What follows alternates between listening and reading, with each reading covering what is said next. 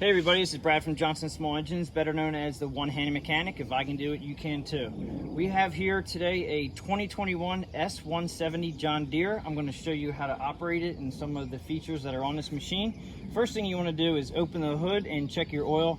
And when you open the hood, be very careful. These hoods are very cheaply made, and I can say that because I didn't make the tractor. But if you open these hoods a little too fast, you can break the bottom pivots right here, and you'll understand when you get the machine. So when you open the hood, just be gentle. Then you want to check the oil, which is here.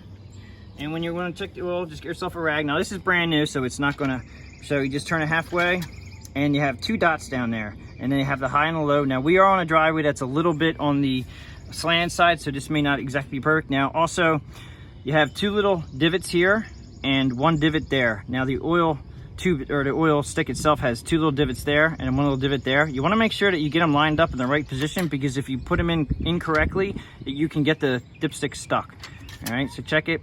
All right, it's showing a little bit high, but it's not, because we are on a slanted driveway. All right, so after that's checked, pretty much everything's ready to go here. I just want to point out, this is John Deere's quick change oil method. I'm going to put a link to the description below, about changing this out. This is one of the, in my opinion, one of the worst things that John Deere could have done for survival of the engine. This only has about a half a quart of oil in it, if that, and they say this is a quick change oil filter. This is not the video for that, but I will put it to the link below. Back to the tractor here. You put the hood back down again. I'm going to show you the operation controls up top here. I'm going to get on the tractor, and before I get on the tractor, I'm going to show you one feature on this seat. This is actually a nice seat. It has, believe it or not, lumbar support right here. So this is for your back. Just comes out in the center right here, and then it goes back to normal like that. It's a nice feature. If you want to slide this seat forward and backward, you have to come over here, and I'll show you this handle over here. Okay, so you pick up the handle, and I'm going to get on the tractor here to show you. If you're on the tractor, it's a little bit easier. So you pull this handle up, and then you pull it forward, or you push it backward, and then you let it go, and then you lock it in. So get to the position that you want to be at. As far as the controls, we'll start from left to right, and we have a brake. This is your brake slash, I call it the clutch slash brake, but when you push this in, it disengages your transmission, and it also puts the emergency brake on. It's a good habit to get into, just to put the brake on. In my opinion, put the brake on. This is your brake pedal, or not, brake handle right there. Just pull it up, and that'll lock your brake in. So what you have to do is, you're gonna push the pedal in, hold it down, push this up, and then let go. And then that will automatically be locked in. Now sometimes when you push the brake in, these come down. This obviously does not anymore. So you just push it in, push that pedal down, and away you go. Do that before you're ready to cut the grass. We're gonna put it back in park for starting purposes. We have a yellow button here. This is for a reverse lockout, so you can actually cut in reverse. I'll show you how that operates after we get this thing running. We have your throttle here. Okay, this is slow, which is a turtle. Fast is here. And then you have choke all the way up. They have a feature now where if you go all the way up on choke and let go, it'll spring load back. So that actually, it keeps you from being on choke at full time, which is actually a nice feature, because then you know you shouldn't be on choke. If you just leave it there by accident, you can't leave it there. It's spring loaded, it comes back. When you first start it up, all the way up on choke, and then as soon as it starts up, just in my opinion, bring it down to about a low or medium, and just let it warm up a little bit before you go full bore. And then once you're ready to cut, you put about half throttle, pull your PTO lever, which I'll show you that in a second, and then take it up to full speed, and you're good to go. You should always cut grass in full speed. That's how it operates the best, and your hydro transmission works the best. So back down on low for now. We're gonna go over to the right side here, and we have your stop with your ignition key here, which is your stop. And then when you turn the headlights on, just turn the key to the headlight position. Now the headlights should be on, I think. Let's go check that out. Headlights are on. Yep, the headlights are on. And they're gonna be on after you start it. You're gonna go to this is the start position here, and that's where it's gonna sit when the engine's running. So when you want, after the engine's running, when you want the lights on, you just turn it back one click. It won't shut the engine off until you turn it to stop.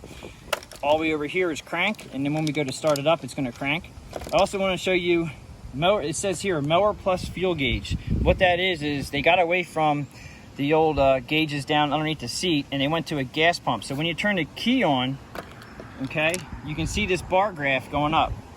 let it go all the way up and let it come back down. This is showing about a half a tank, maybe a little bit less than half a tank. As you can see, this is a brand new machine. It has 0.1 hours, which is a nice feature for having an hour meter for just taking your maintenance schedules in line. All right, so we're going to come around to this side here where we actually have a cruise control button, and that's going to go with our foot pedals, which are down here. And this is your forward pedal here and your reverse pedal here. Back up to the console here, this is your power takeoff for your mower deck. This is what engages your mower deck. You're going to pull this button up. Okay, now if you ever run out of gas and the mower shuts off and you go to try to crank it, okay, it's not going to run. All right, and the reason being your mower deck is still on and you forgot that you left this button up. So just remember, if you ever run out of gas and you had the mower deck on and it shut down, push that back in before you start it or it won't start. All right, so what we're going to do right now is we're going to start up the tractor, and then I'm going to show you how to operate the PTO and the reverse. So I'm going to start it now, and you may not be able to hear me as well, but I'm going to start it up, down off the choke. So I started it up on choke, and I brought it right down to choke. It's real warm out. It's probably about 80 degrees where I'm at.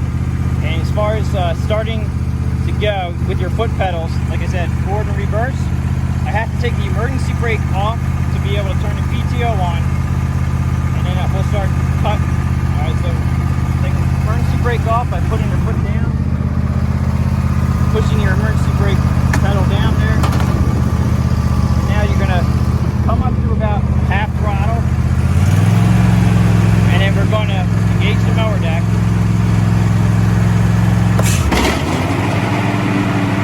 And then you can take it up to full speed.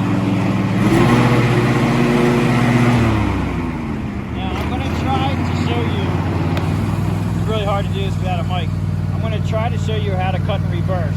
So what I'm going to do is I'm going to pull up a little bit, put the mower deck on, and I'm going to show you how to do the reverse button on the left side of the steering wheel. So we're going to move up right now. I'm going to put the mower deck on. I'm going to try to do this at low speed.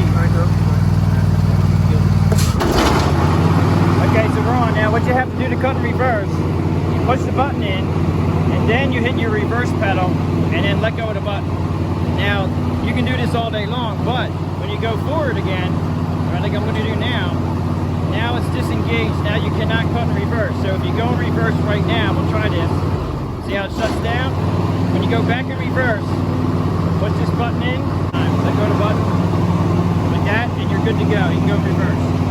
And then when you go forward again, and you want to go back in reverse again, you have to make sure you put that button in for a little bit, and then you can let go of the button. That's how you cut and reverse. We want to try to, I did forget to tell you about the cruise control on the right side here. So this is a new, not a new feature, but I see how they finally are telling people now that you cannot take this off by hitting the reverse pedal.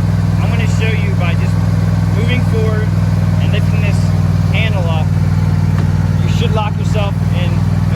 I'm doing it in creep mode, but it is feet off the pedals right now, so we are in cruise control mode. Now, all you have to do to turn it off is hit the front pedal once. Now that turns it off. It's a little jerky. You can also hit the brake pedal too. So I'm going to go backward again, and I'm going to show it to you. I'm going to try to go a little faster, and I'm going to show you that you should not be able to turn this off in reverse. And I'm pretty sure the reason why that is they don't want you going in reverse just like that from going forward. When you're in cruise control, you may hurt the transmission. So we're going to go forward, cruise control up, let go of the pedal. So now we're in cruise control. I cannot hit the reverse button, it will not stop. So now I can hit the brake, which on the left side, I'm going to do that right now. So that's a little bit easier. So I just did the left brake, and it actually came off a little bit nicer. But you can tap the forward pedal or the brake pedal, and it'll take the cruise control off. All right, so that's your cruise control. I'm going to turn this off, and I did want to show one feature. Now, I always make it a point to put the emergency brake on when I get off the tractor, but I did want to show you, if you ever need to push this tractor, around the back of the machine is right here. Okay, this is the rod, and it shows the little guy here on the tractor and the guy off pushing it. You have to pull the rod all the way out, and as long as the emergency brake is not on, you can push this tractor pretty easily. All right, so that's pretty easy to go right there. And then you have to make sure you push this back in again. I have a lot of people call me up, say, Brad, my tractor won't move forward. And I said, did you just push it lately? And they said, yeah, I just pushed it down the street or something. I had to get gas and I had to push it. they forgot to push in this rod. So make sure your rod is pushed in before you start using the hydro pedals, is the forward and reverse pedals. I did forget a couple items here. I'm kind of going around in circles here, but the fuel tank is behind the seat. Okay, so this is the fuel tank here, and as you saw up on the dashboard, it has an electronic gas gauge, which is nice. Now, they didn't go away from this floppy gas tank. It's just the way it is. They used to do in the front of the seat here, they used to have right here where this cover is, that used to be your fuel gauge when it's non-electric. So the gas tanks itself would actually move around to show you high and low on the gauge up front there, but this is not the case. They just didn't go to a rigid tank. So this is perfectly fine. There's nothing wrong with that. And the height adjustment lever, which is over here, I forgot to tell you about that one. This is your height adjustment lever for your mower deck. This is your up and down. Basically, I just tell you, get into your yard, start high and start coming down to where you like to cut, and then just leave it there. Try not to go into anything real heavy off the bat, and just start high and come down. So pretty much, I think I got everything covered. This is the John Deere S170 on how to operate it. If you did like the video, please give it the thumbs up. Appreciate everybody watching my videos. Please subscribe, and I will catch you on the next one.